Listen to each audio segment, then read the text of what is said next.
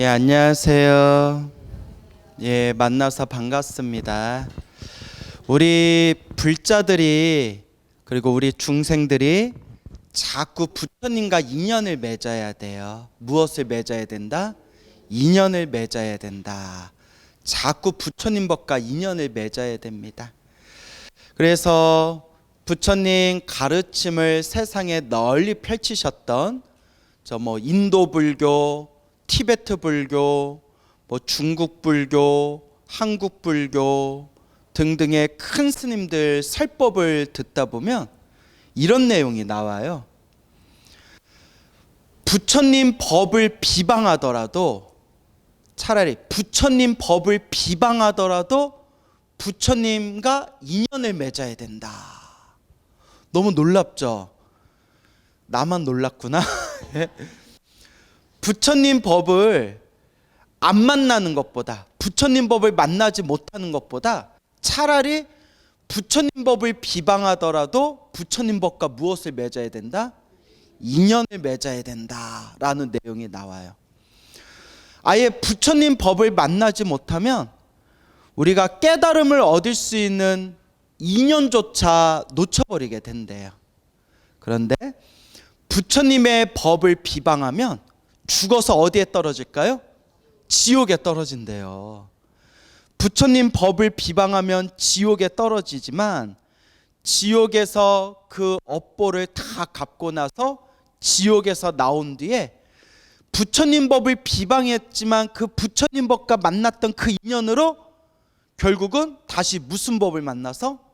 부처님 법을 다시 만나서 부처님 법과 인연이 돼서 결국은 깨달음을 얻을 수 있는 씨앗을 심게 된다라는 내용이 나옵니다. 그러니까 나가르주나라고 불리신 한자로는 용수보살이라고 해요. 용수보살. 용수보살이 지으신 대승불교의 백과사전이라고 불리우는 대지도론이란 책이 있어요. 100권짜리 책이에요. 몇 권? 100권. 그래서 우리나라로 한글로 번역한 게 엄청 백과사전처럼 엄청 두꺼운 책으로 한 5권 정도 돼요. 엄청 두꺼운 책으로. 그 대지도론에 이런 내용이 나와요. 저는 계율을 못 지키겠습니다. 저는 계율을 지킬 자신이 없습니다. 그래서 계율을 받지 않겠습니다. 수계식을 하지 않겠습니다. 그러니까 이렇게 이야기합니다. 계율을 못 지키더라도 수계를 받으십시오. 계율을 받으십시오. 왜냐하면 계율을 받고 나서 계율을 깨트리고 계율을 어기게 되면 죽어서 어디에 떨어지게 될 겁니다? 지옥에 떨어지게 될 겁니다. 그 뭐하러 받으라고 그래. 그런데 하는 얘기가 지옥에서 업을 다 갚고 나서 다시 인간 세상에 태어나게 됐을 때 무엇을 받은 공덕으로? 계율을, 부처님의 계율을 받았던 그 공덕의 힘으로 결국은 미래 세상에 성불할 수 있는, 깨달음을 얻을 수 있는 씨앗을 심게 될 겁니다. 그러니 차라리 계율을 깨트리더라도, 차라리 지옥에 떨어지더라도 무엇을 차라리 받는 게 낫습니다? 계율을 받는 게 낫습니다. 즉 누구와 인연을 맺는 게 중요하다? 부처님과 인연을 맺는 게 중요하다라는 뜻이 되겠습니다. 예전에 어느 큰 스님이 계셨는데요. 오래전에 어느 큰 스님께서 수행을 열심히 해가지고 도를 깨달으셨대요. 그래서 내가 머나먼 과거 전생 어떤 복을 많이 지었기에, 어떤 복을 지었기에 이번 생 내가 이렇게 사람으로 태어나 부처님 법을 만나서 내가 이렇게 깨달음을 얻을 수 있었을까라는 생각이 들더래요. 그래서 딱 앉아가지고 자기 전생을 살펴봤대요. 전생을 딱 살펴봤는데 기생이었대요. 뭐라고요? 기생이었는데, 자, 이게 아주 중요한 내용이에요. 어느 날 스님께서 탁발을 나오셨대요. 탁발을 나오셨는데 이 기생이 딱 그 탁발 나오신 스님을 보고 장난기가 발동해가지고 스님을 안으로 모셨대요. 제가 공양 올리겠습니다. 그리고 밥을 주는 척하면서 스님의 이 가사를 빼앗아 가지고 나 잡아봐라 이랬대요. 스님이 아유 시주님 이러지 마십시오 하니까 이 기생이 미쳐가지고 스님 가사를 막 펄럭 이러면서 나 잡아봐라 하면서 가사를 몸에다 걸치고 장난을 쳤대요. 그 수행하는 스님을 조롱하고 그 탁발 나오신 스님을 희롱한 업보로 죽은 뒤에 어디에 태어났을까요? 지옥에 떨어지게 됩니다. 지옥에서 수없는 시간 동안 그 지옥의 업보를 다 받은 뒤에 다시 사람으로 태어나게 됐는데, 비록 스님을 희롱하고 조롱했지만 무엇을 만진 공덕으로? 스님 가사를 만진 공덕으로. 스님의 무엇을 입은 공덕으로? 스님의 가사를 몸에 걸친 공덕으로 결국은 머리 깎고 스님이 되어서 깨달음을 얻을 수 있는 인연을 심게 되었다라는 불교설화의 내용이 나옵니다.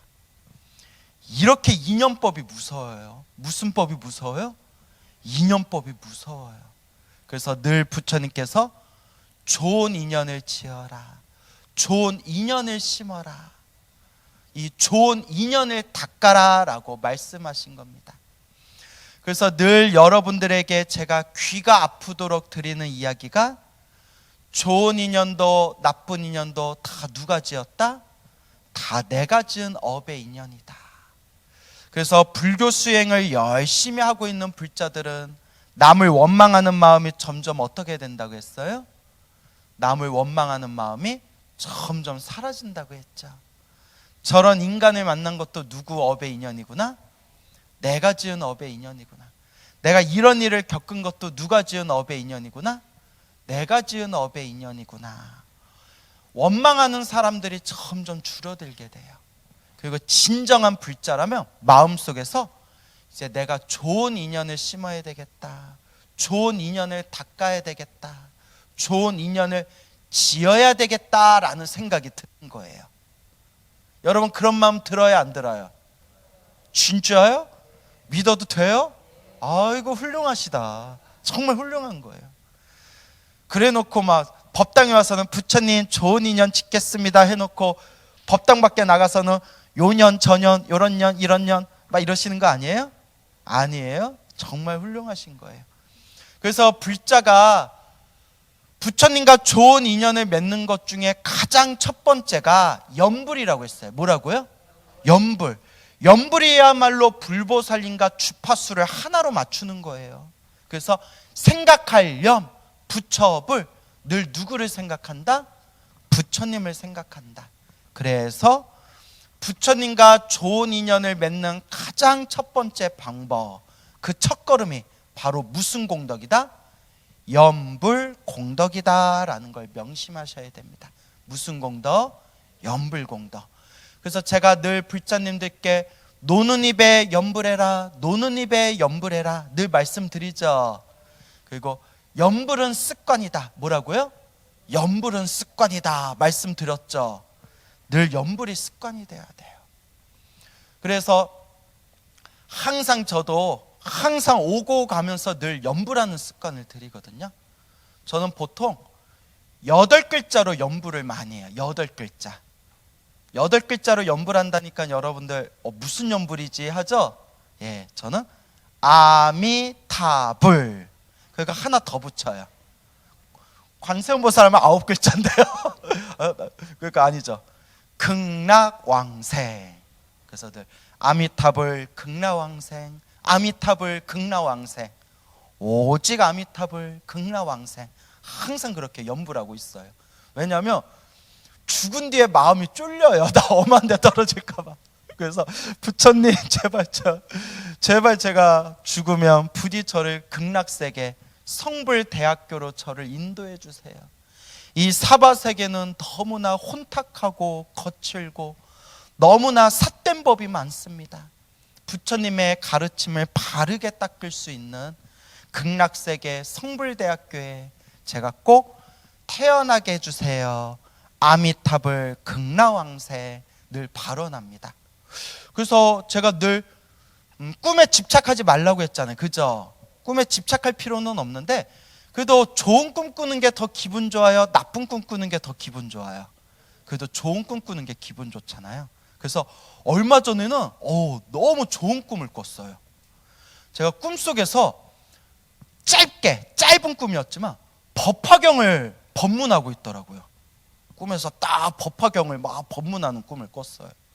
법화경이 대승경전의 왕이라고 하잖아요. 그래서 제가 요새 신도님들한테 법화경은 꼭 봐야 된다. 대승불교의 경전의 왕이라는 이 법화경은 꼭 공부해야 된다. 마지막에는 꼭 법화경으로 들어가야 된다. 라고 법화경 홍보를 했더니 꿈에서 갚이 받은 것 같아요. 꿈에서 법화경 제가 막 강의하고 법문하는 꿈을 꿨어요. 그래봤자 결국은 꿈이에요. 알겠죠? 지금 깨어있을 때, 지금 이 순간에 잘 닦아야 돼요. 그래서 항상 염불이 습관이 돼야 돼요. 관세음보살 염불하시는 분들은 항상 관세음보살, 관세음보살, 관세음보살. 지장보살 염불하시는 분들은 늘 지장보살, 지장보살, 지장보살. 아미타불을 염불하건 약사열애를 염불하건 늘 염불이 습관이 돼야 됩니다. 누구와 주파수를 맞추고 있는 거예요? 부처님하고 주파수를 맞추고 있는 거예요. 그래서 제가 늘 말씀드리지만 어디서도 염불할 정도가 돼야 된다? 꿈에서도 염불할 정도가 돼야 된다. 물론 겁나 어려워요. 엄청 어려워요. 그런데 꿈에서도 염불하려고 할 정도로 평상시에 염불을 많이 해야 된다는 거예요. 그래서 마지막에는 나 숨 끊어질 때에도, 우리 숨 끊어지는 그 순간에도 뭐 하면서 죽을 정도는 돼야 된다? 염불하면서 죽을 정도는 돼야 된다. 알겠죠? 그러니까 얼마나 많이 닦아야 되겠어요.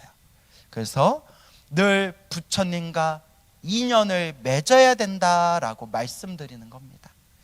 제가 가장 좋아하는 부처님 말씀이 사람으로 태어나기 어렵고 무엇을 만나기 어렵다? 부처님 법을 만나기 어렵다라는 말씀을 자주 드려요. 마음에 늘 되새겨야 됩니다. 세상에 수많은 사람들이 있어요. 세상에 수많은 사람들이 있지만 전혀 부처님 가르침에 관심 없는 사람들이 대부분일 거예요. 부처님 법에 전혀 관심이 없고 혹 오히려 부처님 가르침에 대해서 입에 담을 수도 없는 욕을 하거나 비방을 하는 사람도 있어요. 예전에는 부처님 법을 욕하고 비방하는 사람들 보면 화가 나고 짜증이 났는데 불교 공부하다 보니까 부처님 법 평생 관심 없이 모르고 사는 것보다는 차라리 뭐 하는 게 낫더라? 욕하는 게 낫더라. 욕을 해서라도 누구와 인연을 맺는 게 낫더라? 욕을 하더라도 부처님과 인연 맺는 게 낫더라. 그렇다고 여러분 오늘부터 부처님 욕이나 하면서 살아야겠다 이러면 돼요? 안 돼요? 그거는 뺑 돌아가는 거예요. 부처님을 욕해가지고 부처님과 인연은 맺었지만 부처님 욕했던 업보 때문에 죽은 뒤에 어디 한 번은 떨어져 줘야 돼요?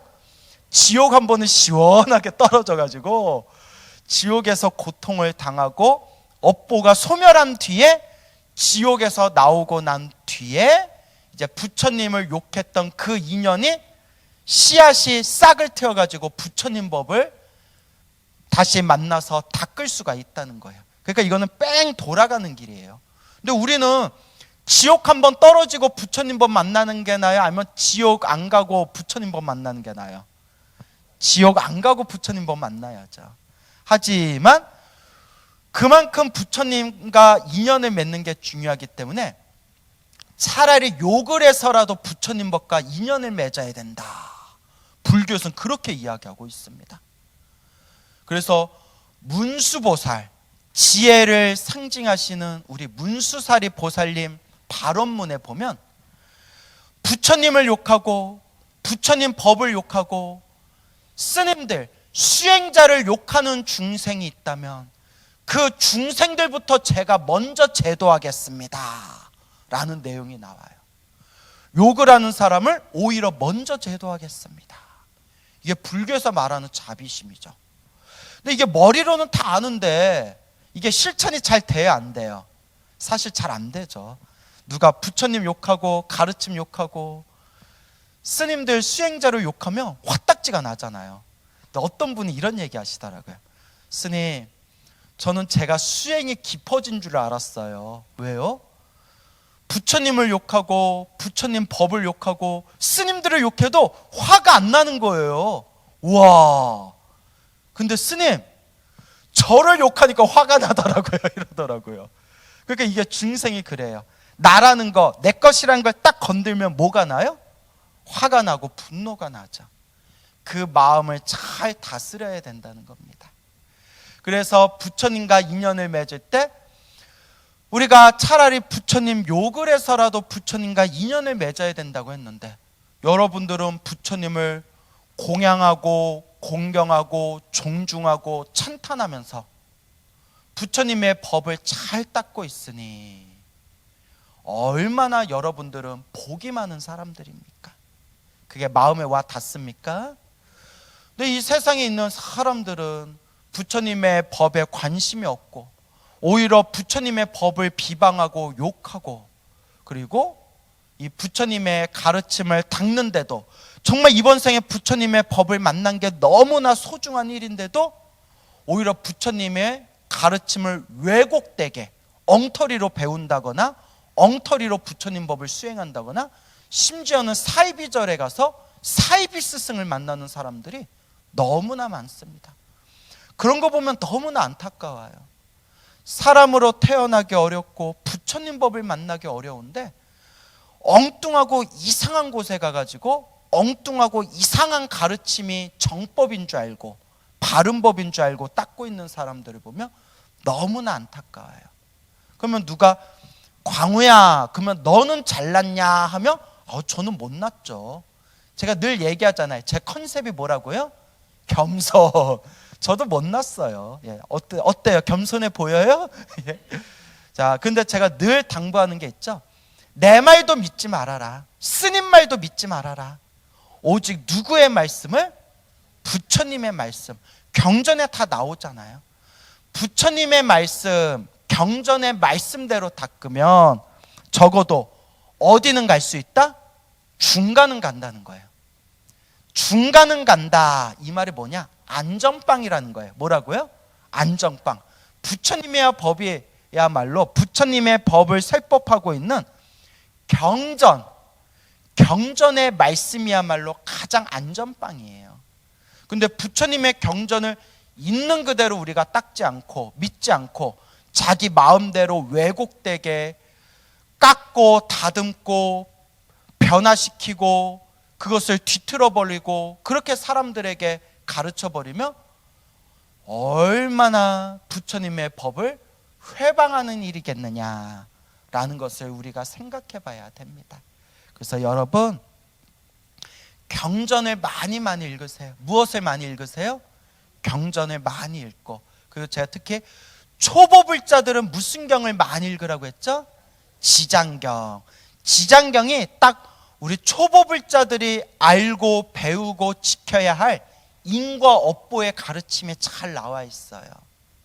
그리고 지장보살의 원력, 우리 중생들이 알고 지었건 모르고 지었건 우리가 지은 업보가 얼마나 많아요. 그러니 우리가 죽은 뒤에 저 지옥 세상 떨어진다 하더라도 지장경 열심히 읽어서 지장보살하고 인연을 맺어 놓으면 혹시 우리가 재수 없어서 지옥에 떨어지더라도 반드시 누가 우리를 제도해 주실 거다? 지장보살님이 반드시 우리를 제도해 주시리라. 그 지장경이 그래서 왕초보불자들한테는 아주 중요한 경전입니다. 인과업보의 가르침. 그리고 마지막에는 무슨 경으로 들어가야 된다고 했죠? 법화경. 모든 중생이, 부처님과 인연을 맺은 모든 중생이 반드시 성불하게 될 것이다 설법하고 있는 이 대승경전의 왕이라고 불리우는 법화경에 꼭 여러분들이 들어가셔야 됩니다. 그래서 지장경으로 시작하고 마지막에 법화경으로 들어가지만 깨달음을 얻고 성불하고자 하는 불자가 있다면 마지막에 우리가 가야 할 세상이 어느 세상이다? 극락세계, 성불대학교 극락세계이다. 그래서 왕초보는 지장경을 많이 읽고 그리고 여러 경전을 보되 마지막에는 법화경에 들어가지만 결국 우리가 가야 할 우리가 들어가야 할 바로 목표는 바로 어느 세계다? 성불대학교 극락세계다. 그래서 염불을 많이 하시고 극락세계 태어나기를 항상 발언하셔야 된다라고 꼭 그렇게 말씀을 드리고 싶습니다. 불교에는 너무나 많은 가르침이 있어요. 그리고 그 하나하나의 가르침이 다 심오합니다. 그래서 제가 늘 말씀드리죠. 불교에 수많은 가르침이 있고 참선의 가르침이 있고 뭐 명상의 가르침이 있고 다란이나 주문의 가르침이 있고 뭐 수많은 종파와 가르침이 있지만 하나라도 제대로 닦으면 성불의 세계, 깨달음의 세계에 모이게 된다. 이것도 제 얘기가 아니에요. 우리 큰 스님들 얘기고 또 경전에 나오는 말씀이에요. 그래서 동쪽으로 물이 흐르건 서쪽으로 물이 흐르건 남쪽 북쪽으로 물이 흐르건 결국은 어디에서 만나게 돼요? 바다에서 만나게 된다. 그래서 어떤 법을 닦건 결국 부처님의 깨달음의 세계에서 만나게 될 겁니다. 단 무엇에 근거를 두고 수행해야 된다? 경전, 부처님의 말씀을 두고 수행해야 된다.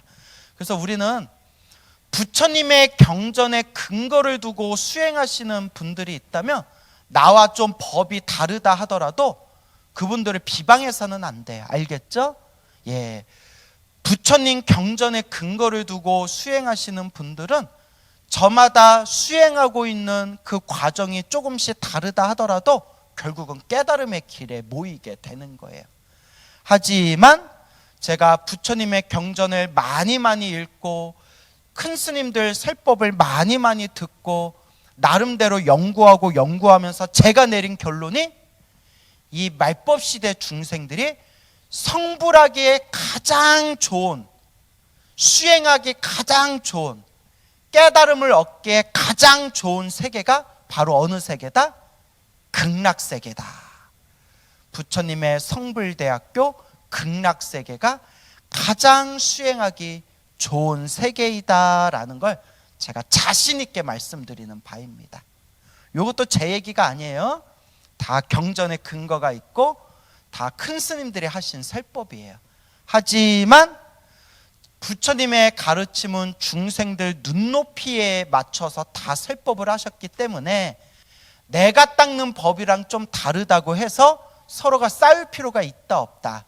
없다. 결국 부처님 법을 닦는 불자들은 결국 마지막에 결국은 깨달음의 세계에서 서로 만나게 될 것이다 라고 말씀드리고 싶습니다. 그래서 우리가 항상 부처님의 가르침과 인연을 맺어야 된다. 그래서 우리 불교설에 유명한 얘기가 있어요. 수없는 헤아릴 수 없는 과거 전생에 다른 부처님 시대, 석가모니 부처님 이전에 훨씬 이전에 다른 부처님 시대 때 어느 배를 타던 사람이 있었는데 태풍을 만나가지고 배가 다 부셔지고 파도에 밀려서 섬에 도착하게 됐대요. 너무나 춥고 두려워서 비바람을 피하려고 동굴에 들어가게 됩니다. 동굴에 들어가서 동굴에서 불을 피운 뒤에 몸을 이렇게 이제 녹이고 있는데 껌껌한 동굴 안에서 너무나 막 무서운 거예요. 저 끝을 알 수 없는 껌껌한 동굴이 보이고 그 동굴 그 입구에서 비바람을 피하면서 이렇게 불을 쬐고 있는데 너무나 두렵고 무서운 생각이 나가지고 이 사람이 부처님의 가르침을 믿는 불심이 있는 불자라서 자신의 두려움을 이기기 위해서 그 동굴에서 경전을 외웠대요. 무엇을 외웠다? 경전을 외웠대요. 여러분들도 예불문 천수경 반야심경을 외우잖아요. 그죠? 대답이 애매한데 하여튼요. 부처님의 경전을 정성스럽게 읽었대요. 부처님의 경전을 읽는데 그 동굴, 깊은 동굴 안에 무엇이 살고 있었다? 예, 맞아요. 박쥐가 살고 있었대요. 제가 예전에도 여러 번 말씀드렸죠? 박쥐가 살고 있었답니다. 제가 법문하기가 참 좋아요. 왜냐? 예전에 얘기했던 것도 여러분들은 항상 새로운 마음으로 들으시는 것 같아요. 예? 그렇습니까? 예. 예전에 다 얘기했던 것들도 눈빛이 초롱초롱 마치 새로운 법문을 듣는 것처럼 들어주셔서 너무 감사해요. 예? 이거 제가 예전에 여러 번 얘기했던 건데 제가 좋아하는 이야기거든요. 근데 보살님 기억하시는 것 같아요. 박쥐가 있었는데 그 박쥐가 부처님의 그 경전 소리를 들으면서 그 박쥐가 부처님 경전 소리가 그 사람이 무섭고 춥고 무섭고 두려워서 부처님의 경전을 정성스럽게 읽는데 박쥐가 그 경전이 무슨 뜻인지 알겠어요? 모르겠어요? 몰라요. 무슨 뜻인지 몰라요. 무슨 뜻인지 모르지만 여기서 이제 중요한 내용이 나와요. 알든 모르든 믿든 믿지 않든 무엇을 스친 공덕으로? 귓가를 스친 공덕으로 라고 큰 스님들이 표현해요. 무엇을 스친 공덕으로? 귓가를 스친 공덕으로. 그리고 참 놀라워요. 믿든가 안 믿든가 이해를 했든가 이해를 못했든가 상관없이 그냥 박쥐 귓가를 부처님 가르침이 스친 공덕으로 그 박쥐들이 수없는 미래 세상 석가모니 부처님 시대 때 사람으로 태어나 석가모니 부처님을 만나서 깨달음을 얻고 거룩한 성자 아라한이 된대요. 뭐가 되었다?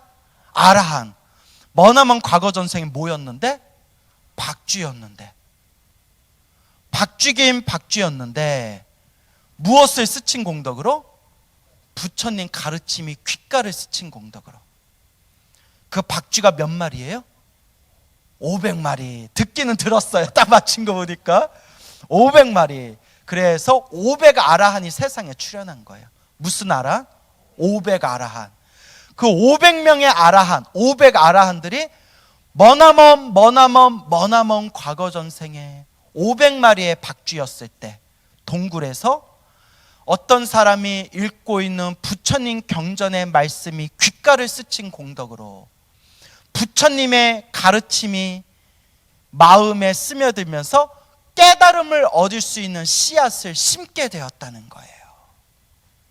그 귓가를 스친 공덕으로 500마리의 박쥐들이 수없는 윤회의 흐름 속에서 태어나고 죽고 태어나고 죽음을 반복하면서 석가모니 부처님의 가르침이 있는 시대에 결국 500명이 다 같이 사람으로 태어나 부처님의 법을 만나고 깨달음을 얻어서 500명의 아라한이 되었다.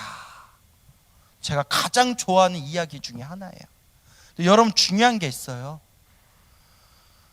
박쥐가 부처님 가르침이 귓가를 스친 것만으로도 머나먼 미래 세상에 아라한이 될 수 있는 인연을 심게 되었다는데, 깨달음을 얻을 수 있는 인연을 심게 되었다는데, 하물며 동굴에서 경전을 읽었던 그 사람은 얼마나 공덕이 더 크겠어요. 그죠 여러분? 귓가를 스친 것만으로도 그 박쥐들이 엄청난 공덕이, 그 공덕의 씨앗을 심게 되었는데, 우리 불자들이 정성스러운 마음으로 부처님 경전을 읽거나 외우거나 사경하거나 부처님을 생각하면서 절을 올리거나 정성스럽게 염불을 하는 사람이 있다면 그 공덕은 얼마나 더 크겠느냐. 그것을 우리가 마음에 되새기셔야 됩니다. 알겠죠? 그래서 옛날 큰 스님 법문에 이런 내용이 나와요. 가장 슬프고 불쌍한 사람이 누군지 아냐? 지옥에 떨어지는 사람들이다. 지옥에 떨어지는 사람들이 가장 불쌍한 사람들인데, 지옥에 떨어진 사람들 중에서 가장 슬프고 불쌍한 사람들이 누군지 아냐? 불제자가 지옥에 떨어지면 가장 슬프고 불쌍한 일이다 라고 이야기하셨어요. 무슨 얘기인지 훅 와닿으세요? 부처님 법을 만나서 절에 다니던 사람이 죽어서 지옥에 떨어지는 게 가장 슬프고 불쌍한 일이래요. 큰 스님 법문에 이 이야기가 나와요.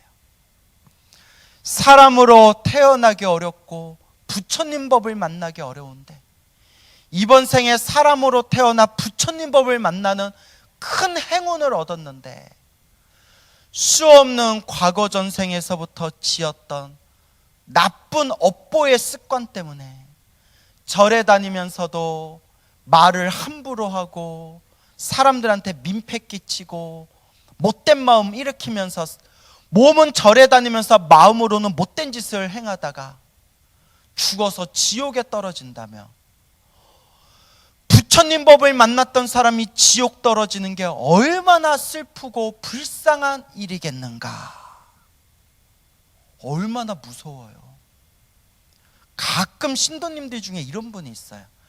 아유, 그래도 내가 부처님한테 쌀도 올리고 공양도 올리고 기도도 좀 했는데 설마 지옥에야 떨어지겠느냐. 이런 생각을, 이런 마음을 우리가 전문 용어로 뭐라고 하느냐? 한 방에 훅 간다라고 하는 거예요. 그런 생각 잘못 일으키면 한 방에 훅 가는 거예요. 제가 소름이 확 돋는 게 불교설화나 큰 스님들 설법이나 인과업보 이야기를 보면 머리 깎은 스님들이 지옥 떨어지는 이야기가 많아요.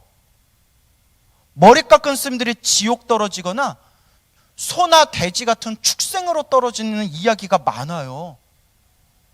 얼마나 쫄려요.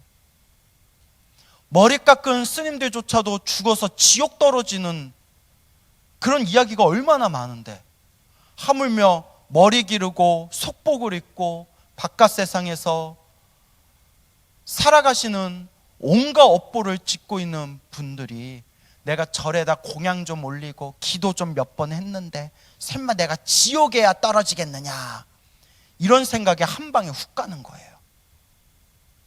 그래서 우리가 항상 자신을 잘 돌아봐야 됩니다. 내가 이 세상을 살아가면서 나는 어떤 업을 많이 짓고 있는가? 내가 이 세상을 살아가면서 선업을 짓고 있는가? 악업을 짓고 있는가? 좋은 인연을 닦고 있는가? 나쁜 인연을 심고 있는가? 무섭게 여기셔야 돼요. 다행히 우리가 업장을 소멸하는 법이 있어요. 무엇을 소멸하는 법? 업장을 소멸하는 법. 그게 염불이에요. 그게 기도고 그게 바로 기도의 수행, 기도 정진이에요. 우리가 내 업장을 소멸하는 기도를 참회 기도라고 하죠.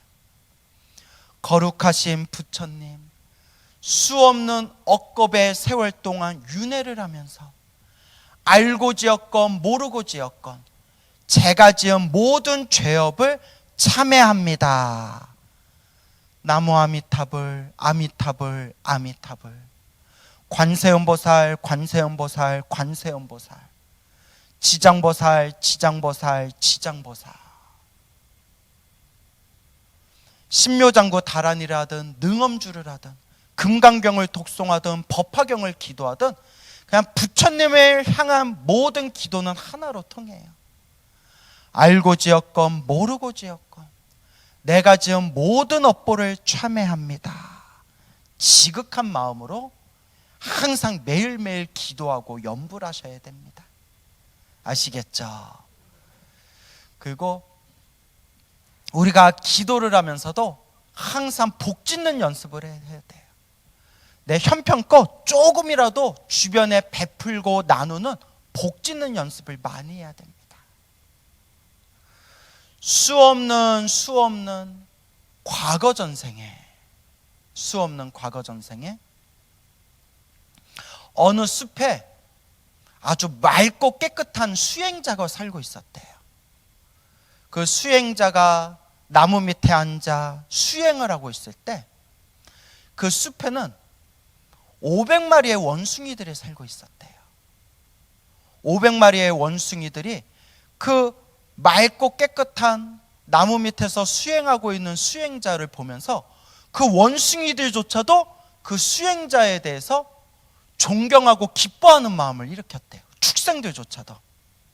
그때 원숭이들이 고민에 빠져요.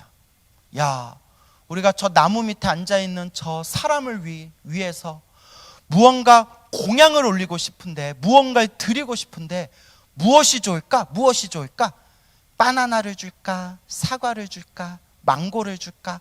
야, 그것보다 더 소중하고 더 귀한 거 없을까? 500마리의 원숭이들이 서로 막 회의를 하고 서로가 막 고민하다가 그곳에 연못이 하나 있는데, 큰 연못이 있는데, 연못 위에 환한 둥근 달이 떠 있는 날에 그 둥근 달이 연못에 환하게 맑고 깨끗하게 그 연못 위에 둥근 달이 비추는 걸 보고 그때 원숭이 왕이 이렇게 얘기해요. 저 달을 저 나무 밑에 사람에게 공양 올리자. 무엇을? 달을. 저 달을 수행자에게 공양 올리자. 그래서 여러분, 세상에서 제일 말도 안 되는, 제일 황당한, 연애할 때 쓰는 표현이 네가 원하면 하늘의 별을 따다 줄게. 그러면 보통 여자가 아우 몰라 왜 그래 이러잖아요. 근데 그럴 때 이렇게 얘기해 보래요. 남자가 네가 원하면 하늘의 별을 따다 줄게. 그때 딱 이렇게 얘기해 보래요. 따봐. 따봐. 제일 이제 거짓말이죠. 근데 여자들은 그 거짓말도 좋아하나 봐요. 네? 자, 그래서 저 달을 수행자에게 공양 올리자. 그래서 원숭이들이 생각한 게 연못에 떠 있는 달을 건져 가지고, 연못에 떠 있는 달을 건져서 저 나무 밑에 수행자에게 공양 올리자 생각하는 거예요. 사실 달이 어디 있는데? 하늘에 있는데, 하늘에 떠 있는 달이 연못에 비쳐 있는 걸 보고 연못 위에 떠 있는, 연못에 있는 달을 손으로 건져서 수행자에게 드리자 생각을 하는 거예요. 얼마나 어리석어요. 그게 바보죠. 얼마나 어리석어요. 그런데 이 어리석은 이 바보 원숭이들이 연못에서 달을 뜨려고 하는데 연못에 들어가질 못한 거예요. 너무 깊어가지고. 그래서 어떻게 하면 큰 나무가 있었대요. 큰 나무에, 연못 위에 나무에 막 나뭇가지가 막 이렇게 길게 뻗어 있었대요.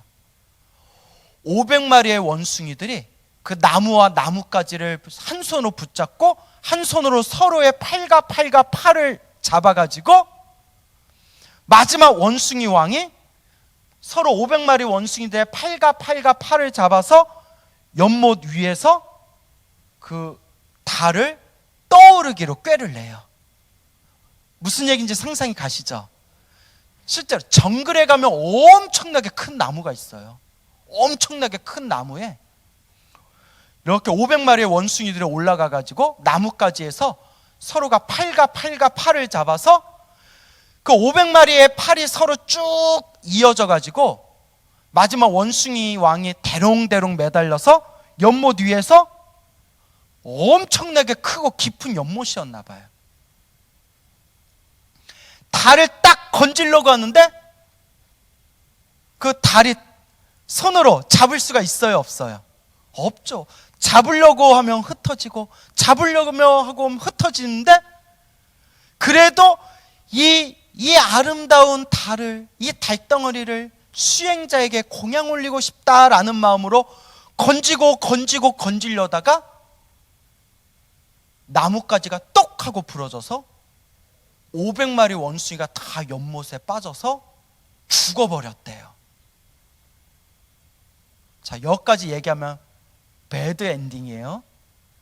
하지만 제가 늘 말씀드리죠. 마무리는 어떡하게? 마무리는 훈훈하게. 마무리는 훈훈해야 또 오늘 여러분들 가서 기분 좋게 발 뻗고 쉴 거 아니에요? 연못에 빠진 바보 같고 어리석은 원숭이들은 비록 어리석은 생각이 있을지언정 따라해보세요. 의도가 중요해요. 그 마음, 그 수행자에게 이 달을 공양 올리고 싶다라는 그 서로의 간절하고 그 맑고 깨끗한 의도가 있었기 때문에 비록 어리석게 물에 빠져 죽었지만 물에 빠져 죽은 500의 원숭이들이 하늘색의 신으로 태어났대요. 하늘색의 신으로 태어나 온갖 즐거움을 누리면서 신으로 살다가 수없는 윤회의 흐름 속에서 먼 미래 세상에 석가모니 부처님 시대 때 사람으로 태어나 몇 명의 아라한이 되었다? 500명의 아라한이 되었다. 그리고 그때 숲에서 나무 밑에서 수행하고 계셨던 그 맑고 깨끗한 수행자가 바로 이번 생 누구의 전생이었다? 석가모니 부처님의 전생이었다. 석가모니 부처님의 전생이었던 그 나무 밑에 수행자에게 달을 공양 올리려고 했던 그 마음 때문에 석가모니 먼 미래 세상 석가모니 부처님과 인연을 맺게 되고 그 석가모니 부처님의 법문을 듣고 500명의 아라한이 되었다라는 감동적인 이야기가 전해지고 있습니다. 여기서 중요한 게 연못에 있는 달을 건지겠다는 마음이 지혜로운 마음이에요? 어리석은 마음이에요? 어리석은 마음이죠. 아니 어떻게 연못에서 달을 건져요? 어리석은 마음이에요. 그리고 결과적으로도 달을 건졌어요? 못 건졌어요? 못 건졌어요. 그리고 더 결과적으로 결국 어떻게 됐어요? 500명의 아라한들이 다 떼죽음을 당했어요. 물에 빠져서 다 떼죽음을 당했어요. 이것만 보면 아주 어리석고 불쌍한 짓이에요. 이것만 보면. 근데 부처님은 과거, 현재, 미래를 모두 다 꿰뚫어 보세요. 그리고 결과보다도 더 중요한 게 따라오세요. 의도. 그 맑고 깨끗한 마음의 의도라고 했어요. 그게 결과보다 중요하다. 즉 우리 불자들이 복을 짓고 선업을 짓고 공덕을 닦고자 하는데 원하는 좋은 결과를 얻지 못했다 하더라도 내 의도가 부처님을 생각하고 부처님을 바라보며 복을 짓고 선업을 짓고 공덕을 닦겠다라는 마음을 일으킨 순간 결과하고는 상관없이 이미 우리 마음 창고에는 무엇이 자라고 있다?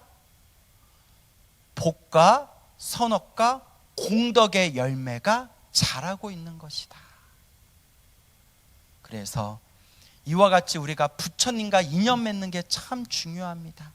누구와 인연 맺는 거? 부처님과 인연 맺는 게 중요하다. 동굴 속의 박쥐는 무슨 말인지 하나도 이해가 되지는 않지만 부처님 가르침이 귓가를 스친 것만으로도 깨달음을 얻을 수 있는 씨앗을 심게 되었고 500의 원숭이들이 비록 지혜롭지 못하고 어리석고 멍청하지만 그래도 어리석고 멍청하고 결과적으로 나쁜 결과를 만들어냈지만 하지만 저 맑고 깨끗한 수행자를 위해서 복을 짓고 선업을 짓겠다, 공양을 올리겠다라는 깨끗한 의도가 있었기 때문에 결과적으로 미래 세상 하늘 세계 신으로 태어날 수 있었고 먼 미래 세상 석가모니 부처님 시대 때에는 결국 아라한이 될 수가 있었다라는 것을 명심하시기 바랍니다. 이걸 귀로만 들으면 안 돼요. 알겠죠? 거참 신통방통하네. 그 귀로만 듣으면 안 되고 누가 닦아야 된다? 내가 닦아야 된다. 내가 닦아야 된다라는 걸 명심하시고 이 부처님 법과 인연을 잘 맺으시기 바랍니다.